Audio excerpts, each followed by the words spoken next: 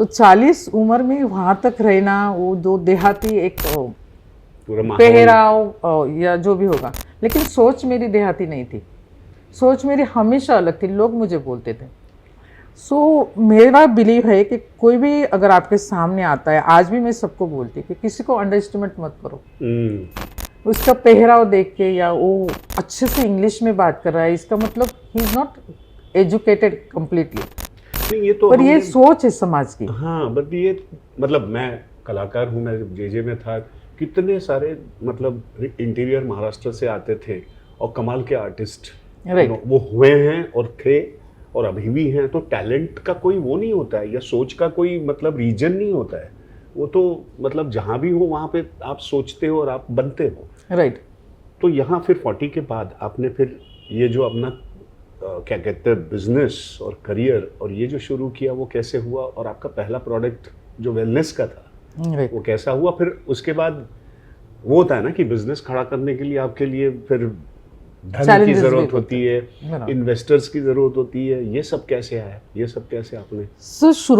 शुरू में तो फर्स्ट तो मुझे खुद को इस ग्लैमरस इंडस्ट्री में जाना है, तो यहाँ का मैंने फर्स्ट स्टडी किया। तो स्टडी में कैसे करती थी, मेरे पास बाइक था।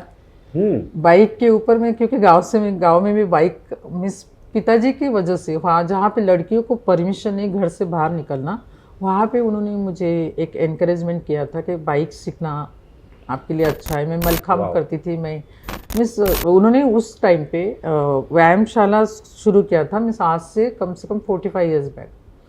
तो तब से हम लोग, वो उनका यही कहना था कि मेरी घर की लड़की अगर जाती तो बाकी के बच्चे भी, बाकी के पेरेंट्स भी लड़कियों को भेजेंगे। तो वहाँ से वो जो एक बेस था मेरा।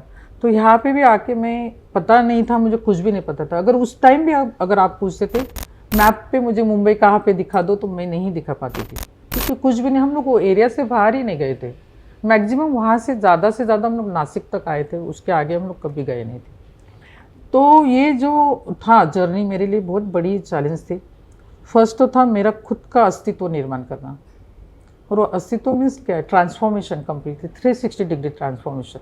जिस इंडस्ट्री को मैं टच करने जा रही थी वो इंडस्ट्री है ग्लैमरस। जैसे आपके एक फिल्म इंडस्ट्री के बाद अगर देखते हो तो वेलनेस इंडस्ट्री आज भी, अगर आप देखोगे, आज तो ज़्यादा और उसका महत्व हो चुका है, लेकिन तब से लेके तो आज तक मैंने देखा था कि वो इंडस्ट्री ग्लैमरस इंडस्ट्री है। इस इंडस्ट्री में अगर मुझे खुद को खड़ा करना है, तो फर्स्ट तो था कि लैंग्वेज का बैरियर था। लैंग्वेज, क्योंकि इंटरनेशनली कुछ कनेक्ट करना है या कुछ मुझे प्रोडक्ट के अंदर अगर काम करना है, सो फर्स्ट मैंने लैंग्वेज के लिए मेरा ये था। पर मेरे लिए चैलेंज ये था, घर में 5 बच्चे थे, बॉम्बे में भी, यहाँ पे, तो मैं उनको संभालूँ या मैं इस क्लासेस को जाऊँ, या मेरे लिए सब ये चैलेंज थे, हर्डल थे। सो उसमें से मैंने एक ही डिसाइड किया कि आजू बाजू के लोग जो बात करते हैं उसको सुनो, और उससे मुझे खुद को डेवलप करना है जितना टाइम मिल रहा है। नॉर्मली मेरा गांव में भी यही था। गांव में मैं कभी दोपहर को सोती नहीं थी। दोपहर को गांव में सन्नाटा होता था, सब औरतें सोना है, दोपहर को औरतें बस होता है उनका सब, मॉर्निंग का रूटीन हो गया, शाम का रूटीन, बीच में का टाइम उनके लिए वो सोने का टाइम होता। तभी वहाँ पे भी मेरा ये आदत थी। यहाँ पे भी जब बच्चे गए स्कूल में तो बचा हुआ टाइम में मैंने सब देखना है, वो आपका है। हाँ, वो बचा हुआ टाइम में मैं बाइक निकालती थी। पता नहीं था रास्ता कहाँ पे जा रहा है, ये भी नहीं पता था। तब तो गूगल भी नहीं था, अभी भी गूगल की हमें मिस पहचान हो चुकी है, तो आज कहीं पे भी हम लोग इजीली जा सकते। पूछ के मैं कहीं पे भी जाती थी।